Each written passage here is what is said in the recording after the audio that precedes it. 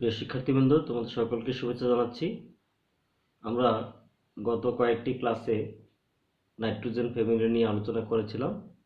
আজকে আমরা নতুন একটি অধ্যায় আলোচনা করব, সেটি হলো দি হ্যালোজেন্স চ্যাপ্টারটি আলোচনা করব।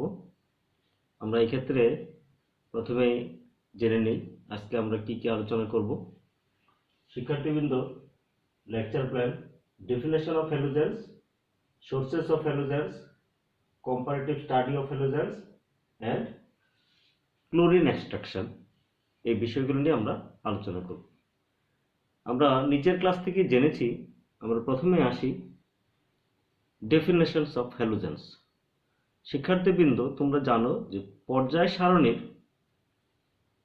সবচেয়ে ডানের যে গ্রুপটি নিষ্ক্রিয় গ্যাস, তার পূর্বের যে গ্রুপটি সেটি হলো গ্রুপ নাম্বার 17। এই গ্রুপ নাম্বার 17-এ যে মৌলগুলো অবস্থান করে সেগুলোকে বলা হয় হ্যালোজেন্স।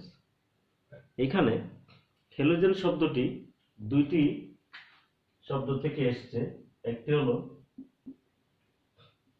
হ্যাল মিন্স সি সল্ট, আর জেন মিন্স টু প্রডিউস, মানে প্রডিউস। তার মানে halogens means sea salt producer. Bangla যাকে বলা হয় সামুদ্রিক লবণ উৎপাদক। শিক্ষার্থীবৃন্দ, আমরা জানি সমুদ্রের পানি একটি লবণের উৎস হিসেবে কাজ করে। সেখানে 3.6% বিভিন্ন ধরনের লবণ উপস্থিত থাকে, এবং এই লবণের যে উপাদান মৌল, সেখানে বিভিন্ন ধাতব মৌলের সাথে পর্যায় সারণীর 17তম গ্রুপ, অর্থাৎ গ্রুপ 17-এর ফ্লোরিন, এখানে দেখো ব্রোমিন এবং ক্লোরিন সামুদ্রিক লবণের মধ্যে সবচেয়ে বেশি পরিমাণে পাওয়া যায়। আয়োডিনও পাওয়া যায়, তবে ক্লোরিন এবং ব্রোমিনের পরিমাণ সবচেয়ে বেশি পাওয়া যায়, বিশেষ করে তাদের লবণ সোডিয়াম ক্লোরাইড এবং সোডিয়াম ব্রোমাইড হিসেবে। কি বললাম? সোডিয়াম ক্লোরাইড এবং সোডিয়াম ব্রোমাইড। তার মধ্যে সোডিয়াম ক্লোরাইডের পরিমাণই হলো 2.6%। আউট অফ 3.6%, তার 2.6% হলো সোডিয়াম ক্লোরাইড। এই জন্য গ্রুপ 17-এর এই মৌলগুলোকে একত্রে বলা হয় হ্যালোজেন্স।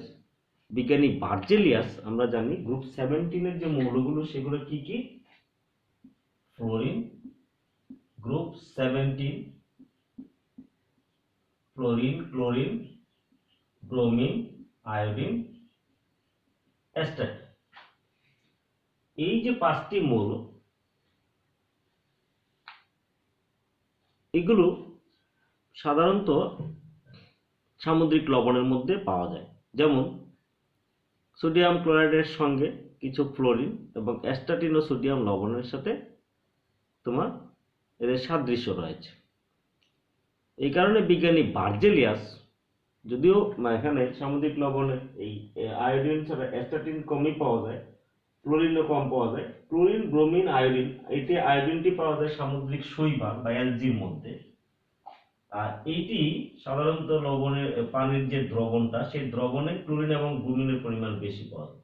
এটি পাওয়া যায় সামুদ্রিক আগাছা, যেটিকে আমরা বলি কে অ্যালজি। আর এটি সাধারণত বিভিন্ন এখানে সোডিয়ামের সাথে, এই যে সোডিয়াম ক্লোরাইড, সোডিয়াম ব্রোমাইড, তাদের এই লবণের মধ্যে সোডিয়াম অ্যাস্টাটিনের একটি সাদৃশ্য রয়েছে। এই জন্য বিজ্ঞানী বার্জেলিয়াস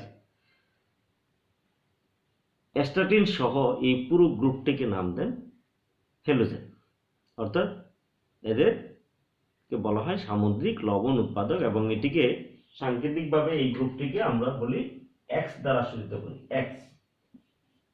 দেখবে তোমরা যে কোনো হ্যালোজেন অ্যাসিড যদি লিখি আমরা HX, বা সোডিয়াম হ্যালাইড যদি লিখি সোডিয়াম এক্স, অর্থাৎ এখানে এই এক্সটি কি? সেটি হলো fluorine, chlorine, bromine, iodine, acetate. এটি যেমন সোডিয়ামের সাথেও এইভাবে যুক্ত হয়ে তারা বিভিন্ন ধরনের লবণ গঠন করে থাকে। তাহলে আমরা ডেফিনেশনটি বুঝলাম। এবার আমরা আসবো sources of halogen in nature, অর্থাৎ এই যে হ্যালোজেন মৌলগুলো প্রকৃতিতে কিভাবে থাকে। শিক্ষার্থীবৃন্দ, আমরা সবাই জানি যে এই বিশেষ করে খনিজ এবং মিনারেলস নামে আমরা একটি শব্দ জানি, নিজের ক্লাসে পড়েছি, বা এখানে খেয়াল করবে যে আকরিক সাধারণত ধাতব মৌলের উৎস হিসাবে আমরা বলে থাকি যে সেগুলো প্রকৃতিতে আকরিক হিসেবে থাকে। আকরিক এবং খনিজ এই বিষয় দুটি একটু স্পষ্ট করি। খেয়াল করো যে প্রকৃতিতে ধাতব মৌলসমূহ তাদের অক্সাইড, কার্বনেট এবং সালফাইড হিসেবে সবচেয়ে বেশি পরিমাণে বিদ্যমান, এবং এগুলোকে বলা হয় ধাতুর খনিজ। কিন্তু সকল খনিজ থেকে ধাতব মৌলটিকে সহজে আহরণ করা যায় না। যে সকল খনিজ থেকে ধাতব মৌলটিকে সহজে এক্সট্রাকশন করা যায়, অর্থাৎ নিষ্কাশন করা যায়, সেই সব খনিজকে বলা হয় আকরিক বা ওর। শিক্ষার্থীবৃন্দ, আমরা এই যে ধাতব মৌলগুলিকে প্রকৃতিতে যে সকল খনিজ হিসেবে পাওয়া যায়, এগুলোকে আমরা বলে থাকি তাদের সোর্স ইন নেচার। এক্ষেত্রে যেমন আমরা ফ্লুরিনের প্রধান উৎস, অর্থাৎ যে সকল আকরিক থেকে আমরা বা খনিজ থেকে পেয়ে থাকি, যেমন আমরা একটু দেখব বিভিন্ন রকম এই হ্যালোজেন সমূহকে প্রকৃতিতে তাদের বিভিন্ন আকরিক হিসেবে পাওয়া যায়, বা আমরা খনিজ বলে থাকি তাদের উৎস। সেগুলো কি কি? যেমন ফ্লোরিনকে আমরা কি হিসেবে পেতে পারি, সেটিকে আমরা বলি ফ্লুরোস্পার। দেখো, ক্যালসিয়াম ফ্লোরাইড, ফ্লুরোস্পার, এটিকে তার ট্রেড নেম, যেটা নেম হলো ফ্লুরোস্পার, এটা হলো ক্যালসিয়াম ফ্লোরাইড, যার আমরা যেটা বলি নেম অফ ওর অফ কি ক্যালসিয়াম, এটাকে বলা হয় ফ্লুরোস্পার। এরপরে দেখো ফ্লোরিন, ফ্লোরিনের আরো অন্যান্য সোর্স রয়েছে, যেমন আমরা যদি বলে থাকি ক্রায়োলাইট, ক্রায়োলাইট Na3Al F6, এটাকে বলা হয় ক্রায়োলাইট। তারপরে আছে তোমার ফ্লোর অ্যাপাটাইট। ফ্লোর অ্যাপাটাইট হলো তোমার ক্যালসিয়াম ফ্লোরাইড এবং এবং try calcium phosphate, calcium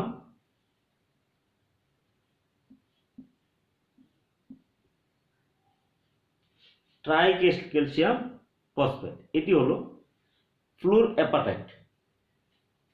floor appetite, এটা দেখো,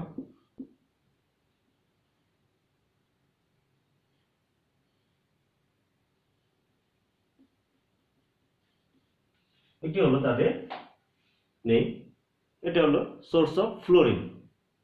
এরপর আমরা দেখব ক্লোরিনের উৎসটা বা কি, সোর্স অফ এখানে ক্লোরিন ইন নেচার, এটা কি কি আছে, তাদের নেম অফ মিনারেলস অর, যেমন আমরা বলি রক সল্ট, বা বাংলায় যেটাকে বলে সৈন্ধব লবণ, সোডিয়াম ক্লোরাইড, এটিকে বলা হয় রক সল্ট।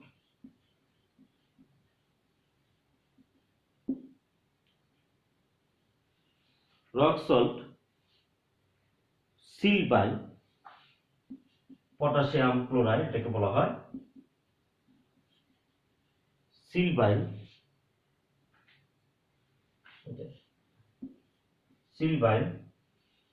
তারপর আছে তোমার কাইনাইট এবং কার্নালাইট। এখানে খেয়াল করো, কাইনাইট হলো potassium chloride, magnesium sulphate, 3 molecules of water, এটা হলো কাইনাইট। আবার আছে কার্নালাইট। কার্নালাইট হলো potassium chloride, magnesium chloride, 1 molecules water, এটা হলো কার্নালাইট। এই ছিল যে sources of chlorine in nature. এরপর আমরা দেখব ব্রোমিনের উৎস। আমরা খেয়াল করো যে ব্রোমিনকে প্রকৃতিতে কিভাবে পাওয়া যায়। এই যে কার্নালাইটের মধ্যে কিছু সাথে কার্নালাইটের সঙ্গে ব্রোমো কার্নালাইটও পাওয়া যায়, একটু দেখবো আমরা। এরপর আসবো আমরা ব্রোমিন।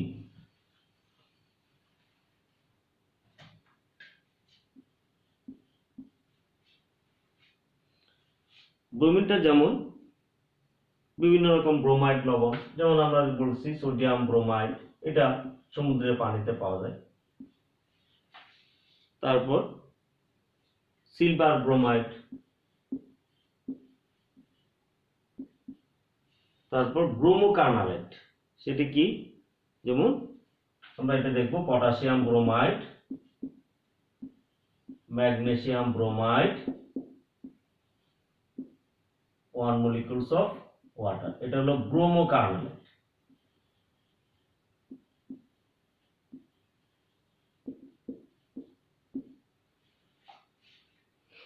এরপর আসবো আমরা যে আয়োডিন।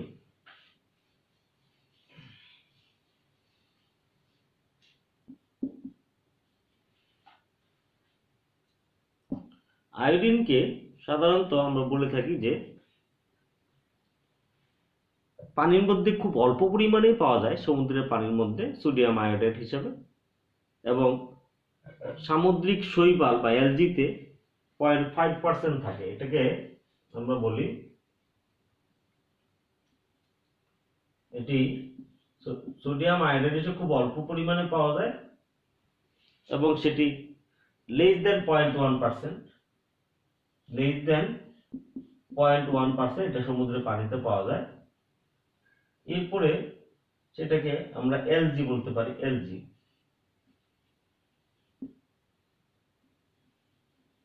সিএলজির মধ্যে সামুদ্রিক শৈবালে 0.5% আয়োডিন থাকে। আর এটা হলো চিলি সল্টপিটার, এটা সোডিয়াম নাইট্রেট, এর মধ্যেও কিছু পরিমাণে সোডিয়াম আয়োডাইড হিসাবে, এর সাথে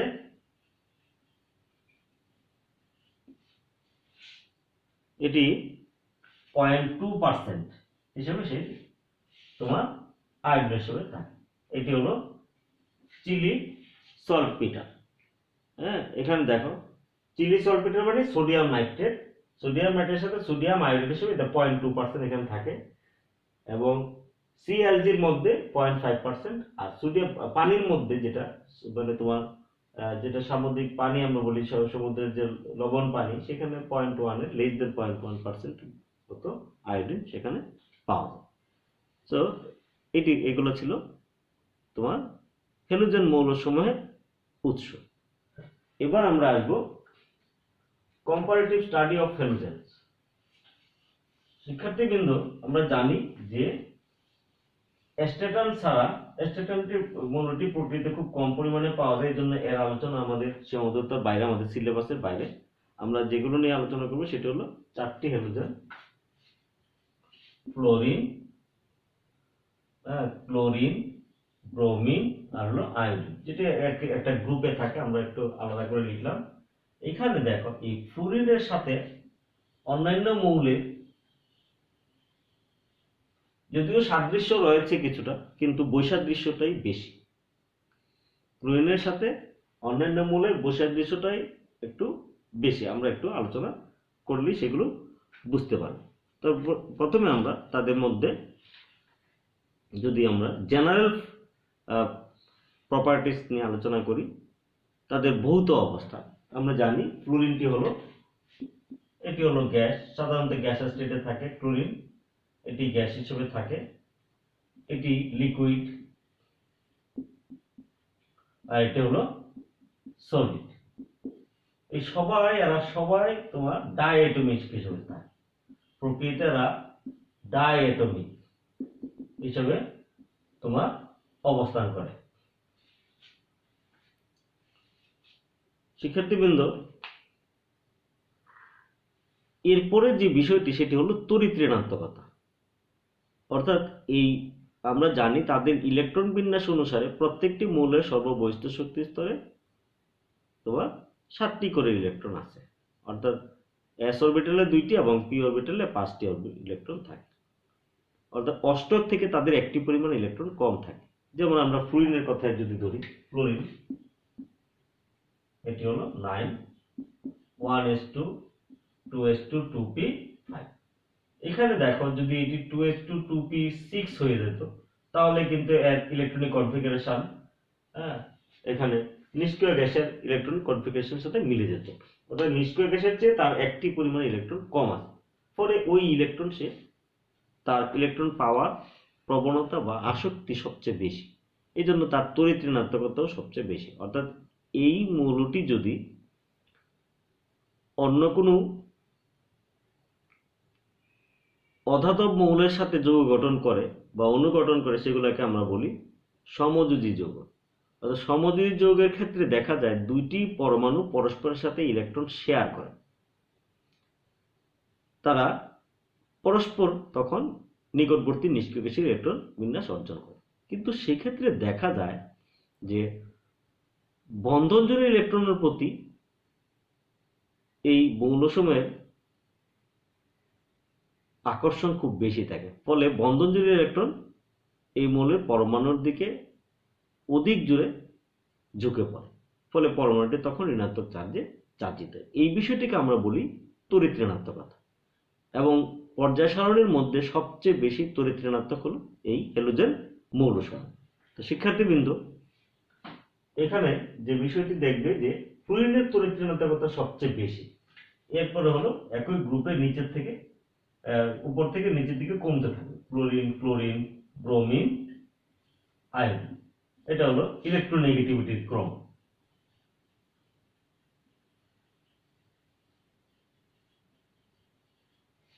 তাহলে ফ্লুরিনের তড়িৎ ঋণাত্মকতা হলো সবচেয়ে বেশি এবং এরা সবাই তড়িৎ ঋণাত্মক মৌল। এদের সবগুলো হ্যালোজেন মৌলের স্বাভাবিক যোজনী আমরা যদি বলে থাকি তাহলে নিষ্ক্রিয় গ্যাসের চেয়ে তাদের একটি ইলেকট্রন কম আছে, তাহলে তারা কি করতে পারে, একটি ইলেকট্রন গ্রহণ করতে পারে অথবা একটি ইলেকট্রন শেয়ার করতে পারে, ফলে এদের স্বাভাবিক যোজনী এক, যদিও ব্যতিক্রম আছে পরবর্তীতে আমরা দেখব। এই মৌলগুলো সবসময় তাদের অষ্টক পূরণের জন্য একটি ইলেকট্রন গ্রহণ করে, তাহলে ইলেকট্রন গ্রহণ করার প্রবণতা তাদের সবচেয়ে বেশি। এবং এই বিষয়টিকে আমাদের কেমিস্ট্রিতে আমরা যেটাকে বলি অক্সিডাইজিং প্রপার্টি, অর্থাৎ জারণ ক্ষমতা। মানে এরা জারক, এরা অন্য পদার্থকে জারিত করে, অর্থাৎ অন্য পদার্থকে তারা ইলেকট্রন গ্রহণ করতে পারে। এবং এই সবগুলো মৌলই কি তোমার অক্সিডাইজিং এজেন্ট। অক্সিডাইজিং এজেন্ট এই ছিল আমাদের জেনারেল প্রপার্টিজ তাদের সবগুলো মৌলকে একসাথে যখন আমরা নিয়ে আলোচনা করব। এরপর আরেকটি বিষয় হলো এই সবগুলো মৌল বিভিন্ন ধাতব মৌলের সাথে যুক্ত হয়ে হ্যালাইড গঠন করে, অর্থাৎ তারা তোমার আয়নিক যৌগ হ্যালাইড, যেমন মনে করো সোডিয়াম হ্যালাইড, যেমন আমরা দেখি sodium chloride, sodium bromide, magnesium halide, magnesium, দেখো magnesium chloride, magnesium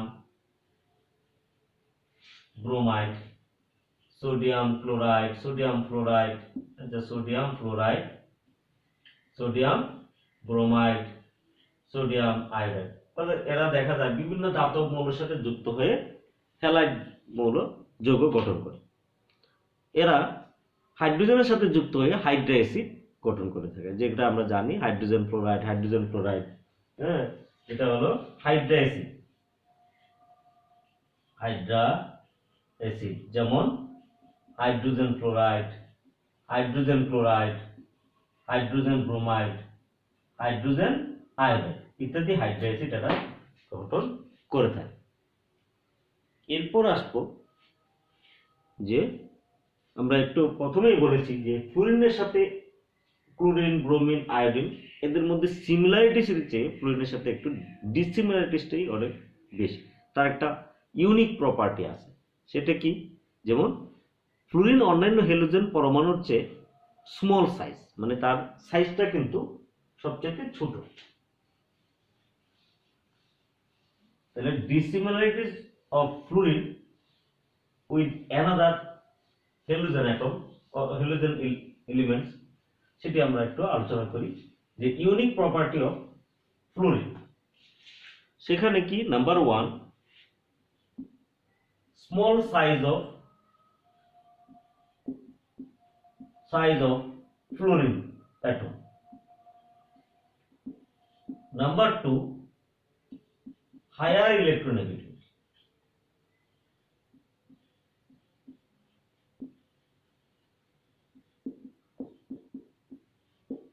higher electronegativity থাকার কারণে যে বিষয়টি হয়, যে তোমরা একটু দেখে রাখবে, হাইড্রোজেন ফ্লোরাইড, হ্যাঁ, এটির মধ্যে শুধুমাত্র হাইড্রোজেন বন্ড থাকে।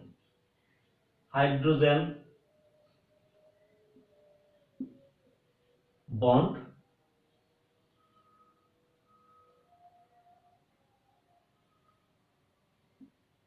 forming.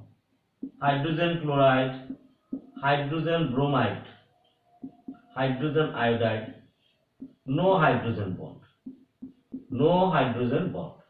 ফলে কি হয় খেয়াল করো, যেহেতু এর ফ্লুরিনের তড়িৎ-ঋণাত্মকতা সবচেয়ে বেশি, এই জন্য অন্যান্য হাইড্রোএসিডগুলো এরা কিন্তু গ্যাসীয় থাকে স্বাভাবিক অবস্থায়, আর হাইড্রোজেন ফ্লোরাইড এটি তরল অবস্থায় থাকে। কারণ এটি এর মধ্যে কি হয়, হাইড্রোজেন এবং ফ্লুরিন, যেহেতু হাইড্রোজেনের চেয়ে ফ্লুরিনের তড়িৎ-ঋণাত্মকতা অনেক বেশি, ফলে হাইড্রোজেন ধনাত্মক চার্জিত হয় এবং ফ্লুরিন ঋণাত্মক চার্জে চার্জিত হয়। এটি তার মধ্যে একটা হাইড্রোজেন বন্ডের সৃষ্টি করে, যেটি আমরা আগের ক্লাসে আলোচনা করেছিলাম। এটি দেখবে, এটি হলো হাইড্রোজেন ফ্লোরাইডের মধ্যে তোমার হাইড্রোজেন বন্ড, ডট ডট দিয়ে যেটি বোঝায়, যেটি অন্যান্য হাইড্রোএসিডের মধ্যে দেখা যায় না। আরেকটি বিষয় খেয়াল রাখতে হবে যে এই যে ফ্লুরিনের জারণ অবস্থা কিন্তু সর্বদাই -1, অর্থাৎ সে সর্বদাই ইলেকট্রন গ্রহণ করে, অর্থাৎ বন্ধনজোড় ইলেকট্রনকে তোমার সে নিজের দিকে আকর্ষণ করে ঋণাত্মক চার্জে চার্জিত অবস্থায় থাকে। যদি অন্য হ্যালোজেন মৌলও থাকে, কিন্তু এর মধ্যে দেখা যায় ফ্লুরিনের সর্বদাই অক্সিডাইজিং স্টেট হলো -1, অলওয়েজ, এটা কনস্ট্যান্ট। কিন্তু ক্লোরিন, ব্রোমিন, আয়োডিন দেখা যায় যে তাদের ক্ষেত্রে এটা -1 তো থাকেই, সেক্ষেত্রে তাদের +1 হতে পারে, +1 থেকে +1, +3, +5, +7 পর্যন্ত বিস্তৃত হতে পারে। এই সবগুলো আয়োডিনের একত্রে +7 পর্যন্ত বিস্তৃত হতে পারে। তাহলে দেখা যাচ্ছে ফ্লুরিনের জারণ অবস্থা সবসময় তোমার সর্বদাই -1, কিন্তু অন্যান্য হ্যালোজেনের ক্ষেত্রে তাদের জারণ অবস্থা ভিন্ন হয়ে থাকে, ফলে তাদের যৌগগুলো কিন্তু অনেক বেশি। ফলে এখন তোমরা দেখবে যে আমরা যখন দেখে থাকি যে সোডিয়াম হাইড্রোক্সাইড যে কোনো হ্যালোজেনের সাথে যখন বিক্রিয়া করে, ফ্লুরিনের সাথে কিন্তু বিক্রিয়াটা ওইরকম হয় না, কিন্তু ক্লোরিন, ব্রোমিন, আয়োডিনের সাথে যখন বিক্রিয়া ঘটে সেখানে ডিসপ্রপোর্শন রিঅ্যাকশন ঘটে থাকে। ডিসপ্রপোর্শন রিঅ্যাকশনটা কি, সেটার ক্ষেত্রে দেখবা যে একই মৌলের একটি পরমাণু জারিত হচ্ছে, অপর পরমাণু বিজারিত হচ্ছে, অর্থাৎ সেক্ষেত্রে দেখা যায় যে তাদের ভিন্ন ভিন্ন জারণ অবস্থা যৌগ তৈরি হয়। এটাকে আমরা বলছি ডিসপ্রপোর্শন রিঅ্যাকশন। ডিসপ্রপোর্শন রিঅ্যাকশনটা কি?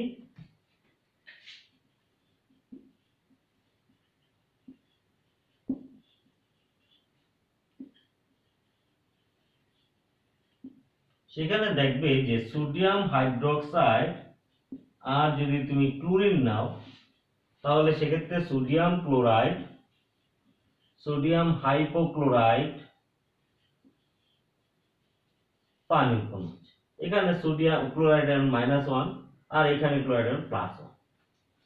তাহলে এখানে দুই ধরনের, এখানে দুইটি ক্লোরিন পরমাণু, তার মধ্যে একটি ক্লোরিন পরমাণু কি হচ্ছে তোমার জারিত হচ্ছে, আরেকটি বিজারিত হচ্ছে। এখানে দেখো, এখানে কিন্তু অক্সিডেশন স্টেট 0, তবে অক্সিডেশন স্টেট 0 থেকে যখন সে +1 এ যায়, সেটাকে আমরা বলি কি, সে ইলেকট্রন ছেড়ে দিয়েছে। হ্যাঁ, ইলেকট্রন ছেড়ে দিয়েছে মানে সে এটা অক্সিডেশন। আবার সে যখন ঋণাত্মক চার্জের চার্জ দেখেন, দেখো যে তার যখন -1 হয়, সে একটি ইলেকট্রন গ্রহণ করছে, তার মানে এটা অক্সিডেশন, এটা রিডাকশন।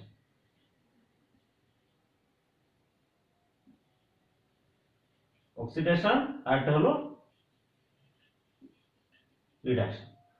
এই ধরনের রিঅ্যাকশন গুলোকে বলা হয় ডিসপ্রপোর্শন রিঅ্যাকশনস। এটি একমাত্র কারণ হলো তাদের যে ভিন্ন ভিন্ন জারণ অবস্থার অস্তিত্ব রয়েছে। যেমন আমরা ব্রোমিনের ক্ষেত্রে দেখতে পারি, আয়োডিনের ক্ষেত্রেও এটা হতে পারে। যেমন এটা হলো নিম্ন তাপমাত্রায় 15°C তাপমাত্রা, আবার উচ্চ তাপমাত্রা যদি দেখো, সেটা যদি তোমার 30°C তাপমাত্রা হয় বা 60 তার কাছাকাছি, তাহলে সোডিয়াম ক্লোরাইড তবে সোডিয়াম এখানে ক্লোরেট তৈরি হবে। সেখানে দেখা যায় ক্লোরিনটা তোমার তার অক্সিডেশন স্টেট +5 পর্যন্ত হতে পারে।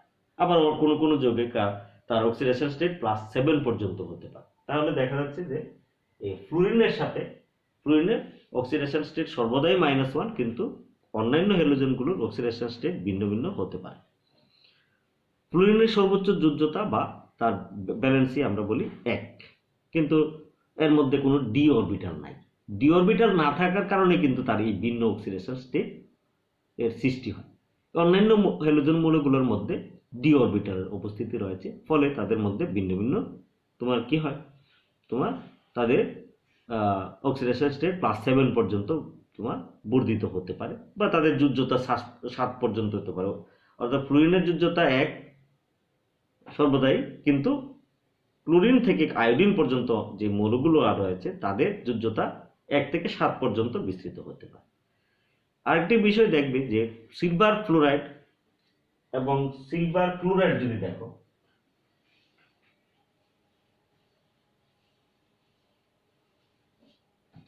সিলভার ফ্লোরাইড আর হলো silver chromide, chloride, silver bromide, silver iodide, এটি কিন্তু মাত্র ওয়াটারে ডিজলভ, এটি dissolve in water.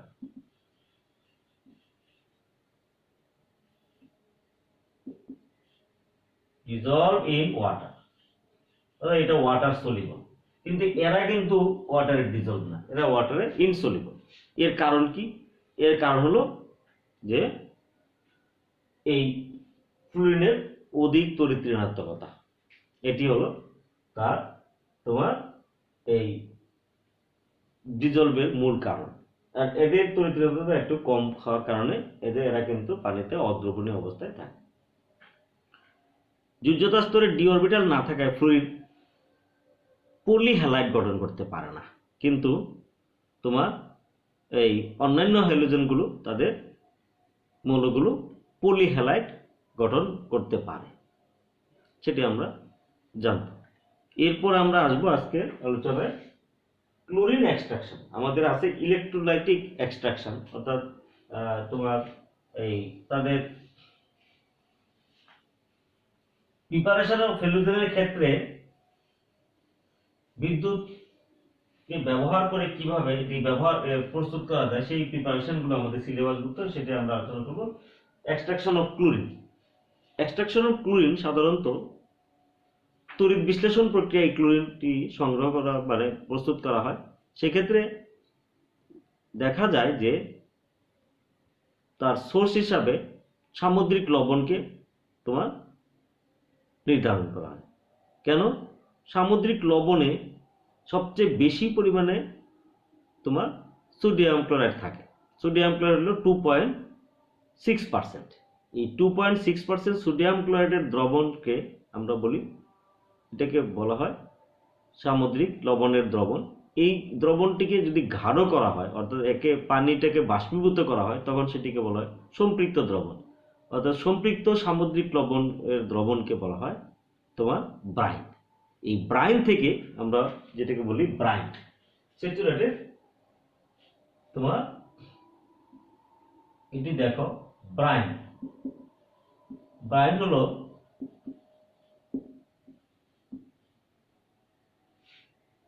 Saturated C1,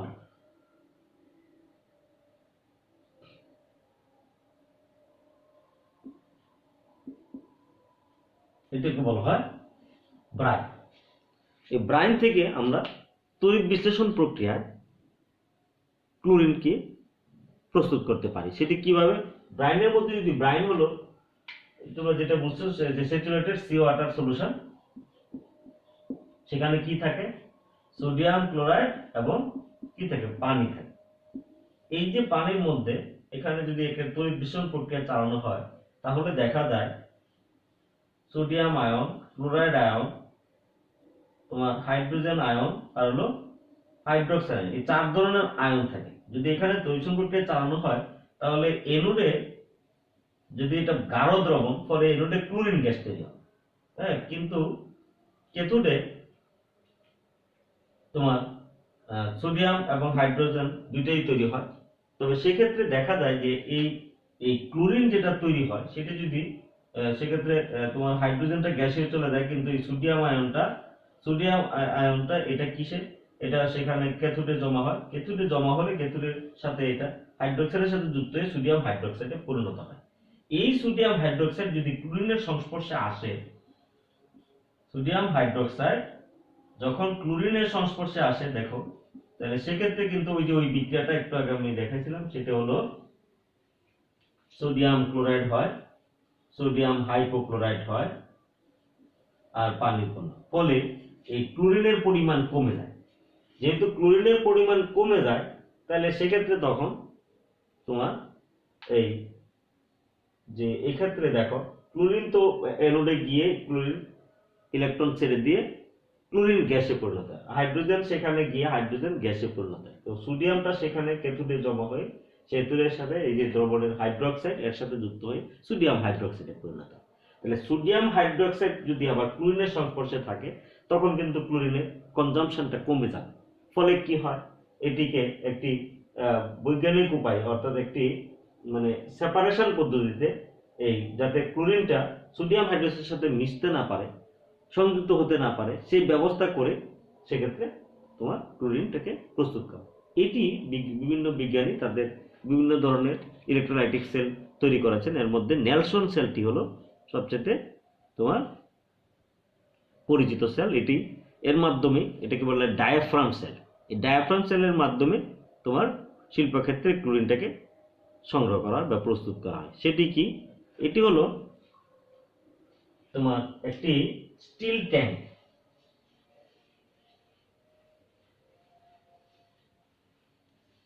আমরা বলছি ডায়াফ্রাম সেলের মাধ্যমে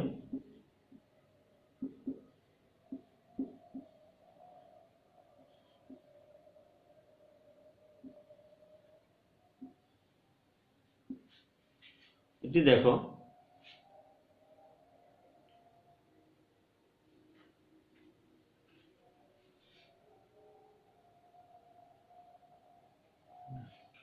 আচ্ছা, এই যে ডায়াফ্রাম সেলের মাধ্যমে যেটি আমরা প্রস্তুত করবো এখানে,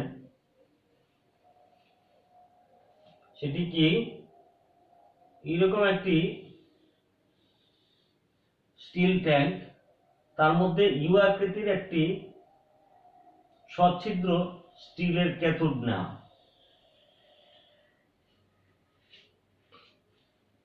এই সচ্ছিদ্র স্টিলের ক্যাথোডের মধ্যে এখানে খেয়াল করো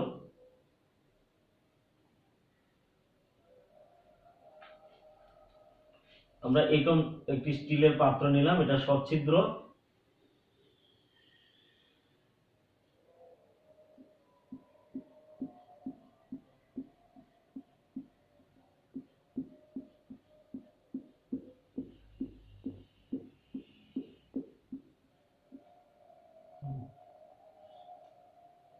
এইখানে একটি নলের মাধ্যমে এই ইউ অংশে ব্রাইন দ্রবণ নেওয়া হয়। এটা থেকে সোডিয়াম ক্লোরাইড সলিউশন অর্থাৎ ব্রাইন দ্রবণ এই ইউ আকৃতির স্টিল অংশে এটি ক্যাথোড হিসেবে কাজ করে। এটিকে বৈদ্যুতিক উৎসের সাথে যুক্ত করা হয়, এটি হলো তোমার ক্যাথোড হিসেবে কাজ করে। আরেকটি হলো তোমার এখানে একটি গ্রাফাইট দণ্ড নেওয়া হয়, সেই গ্রাফাইট দণ্ডটি তোমার অ্যানোড হিসেবে কাজ করবে। এটি হলো গ্রাফাইট। আর এইখানে থাকবে ব্রাইন দ্রবণ। এই ব্রাইন দ্রবণ খেয়াল করো, এটি উপর দিক দিয়ে বের হয়ে যাওয়ার জন্য ক্লোরিন গ্যাস যে তৈরি হবে এখানে অ্যানোডে, সেটি বের করার জন্য এখানে একটি নির্গমনল থাকে, এটি দিয়ে ক্লোরিন গ্যাস বের হয়ে যাবে, অ্যানোডে উৎপন্ন ক্লোরিন গ্যাস বের হয়ে যাবে। আর এইখানে দেখো ক্যাথোডে যে হাইড্রোজেন গ্যাস তৈরি হবে সেটি বের হয়ে যাওয়ার জন্য এইদিকে আরেকটি নির্গমনল থাকে।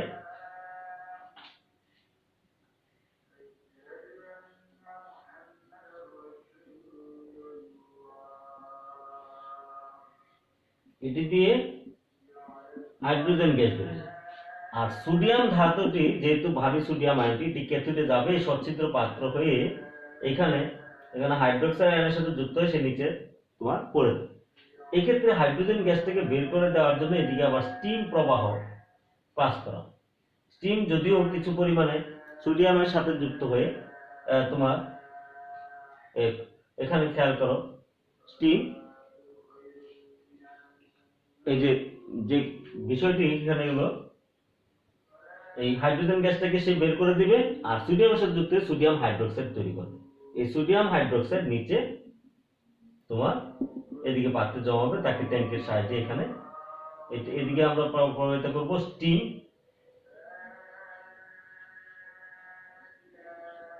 আর এক্ষেত্রে আমরা একটি নির্গমনল দিয়ে রাখবো, সেই ক্ষেত্রে এটি দিয়ে কি হবে সোডিয়াম হাইড্রোক্সাইড নির্গত। এটি হলো ডায়াফ্রাম সেল। তাহলে সেক্ষেত্রে প্রথমে কি হবে, অ্যানোডে রিঅ্যাকশনটা কি হবে,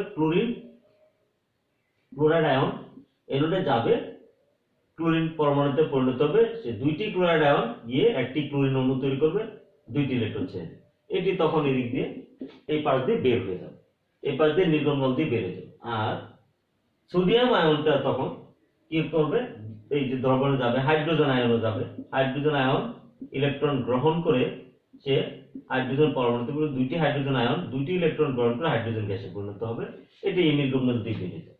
তাহলে রইল কি, এখানে যে বিষয়টা বলা দরকার সেটি হলো সোডিয়াম আয়ন, যদিও এখানে গণমাত্রা সোডিয়াম আয়নের বেশি, হাইড্রোজেন আয়নের গণমাত্রা কম, কিন্তু হাইড্রোজেন আয়নের এটা আয়নিক মোবিলিটি বেশি, ফলে হাইড্রোজেন আয়ন তাড়াতাড়ি ক্যাথোডে পৌঁছে সেই ইলেকট্রন গ্রহণ করে হাইড্রোজেন গ্যাসে পরিণত এবং স্টিম প্রবাহে সে বের হয়েছিল। কিন্তু সোডিয়াম আয়নটাও তখন দ্রবণে ক্যাথোডে যাবে, ক্যাথোডে গিয়ে সে কি করবে, ইলেকট্রন গ্রহণ করবে, ইলেকট্রন গ্রহণ করে সোডিয়াম তোমার ধাতুতে কিছু পরিণত হবে, আবার সে হাইড্রোক্সাইড আয়নের সাথে যুক্ত হয়ে সোডিয়াম হাইড্রোক্সাইডে পরিণত হবে। তাহলে তখন সোডিয়াম আয়ন ইলেকট্রন গ্রহণ করে যদি সোডিয়াম ধাতুতে পরিণত হয়, এই সোডিয়াম স্টিমের সাথে বিক্রিয়া করে, স্টিমের সাথে বিক্রিয়া করে সে সোডিয়াম হাইড্রোক্সাইডে পরিণত হয়ে যায়। আর যেটা হলো সোডিয়াম আয়ন কিছু পরিমাণে যদি ইলেকট্রন নাও গ্রহণ করে সে হাইড্রোক্সাইড আয়নের সাথে যুক্ত হয়ে সোডিয়াম হাইড্রোক্সাইড এসে পরিণত হয়। ফলে পাত্রের এই সচ্ছিদ্র পাত্রের নিচে এখানে দেখো সচ্ছিদ্র ক্যাথোডের নিচে গিয়ে এখানে সোডিয়াম হাইড্রোক্সাইড জমা হবে, সেটা আমরা আলাদা একটি পাত্রে সংগ্রহ করতে পারি। আর এই যে ক্লোরিন গ্যাসটি সংগ্রহ হয় সে তোমার দিয়ে নির্গমনল দিয়ে বের হয়ে যায়, সেটি পরবর্তীতে তোমার গাঢ় সালফিউরিক অ্যাসিডে তাকে চালনা করে তাকে শুষ্ক করার পর শৈত্য এবং চাপ প্রয়োগ করে তরল করে ইস্পাতের সিলিন্ডারে সংগ্রহ করতে পারে। এই ছিল আমাদের ডায়াফ্রাম সেলের মাধ্যমে ক্লোরিন এক্সট্রাকশন এর বর্ণনা। শিক্ষার্থীবৃন্দ, আজকে আমরা এই পর্যন্তই রাখলাম, পরবর্তীতে আমরা আরো অন্যান্য বিষয় নিয়ে আলোচনা করব। ধন্যবাদ তোমাদের সবাইকে।